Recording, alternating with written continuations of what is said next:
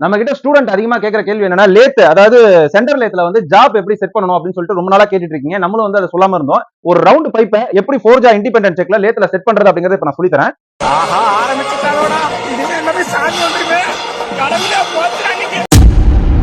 இந்த செக், அதாவது எந்த ஜாபா இருந்தாலும் இந்த ஜாபோட அவுட்டர் டயா சைஸ் அளந்துக்கோங்க.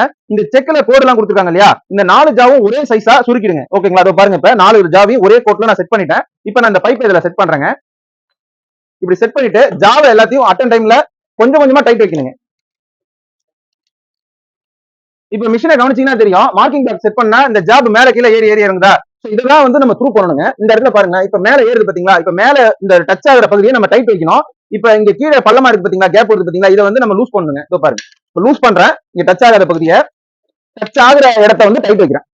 இந்த மாதிரி நம்ம என்ன பண்ணணும்னா தொடர்ந்து செய்யணுங்க. எந்தெந்த இடத்துல வந்து டச் ஆகுதோ அந்தந்த இடத்துல வந்து டைட் வைக்கணும். எந்தெந்த இடத்துல டச் ஆகலையோ அதாவது இந்த மார்க்கிங் பிளாக்ல, சோ அதெல்லாம் லூஸ் பண்ணிக்கணுங்க. இப்ப பாருங்க தெரியும். நான் முதல்ல எப்படி சொன்னோம் அதே மெத்தட்ல செக்கை வந்து அட்ஜஸ்ட்மெண்ட் பண்ணி இப்ப நம்ம 0-0 ஜாப த்ரூ பண்ணிட்டோங்க. இந்த மாதிரி தான் வந்து ஒரு ஜாப வந்து ஃபோர்ஜா இண்டிபெண்டன்ட் செக்ல மாட்டணும்.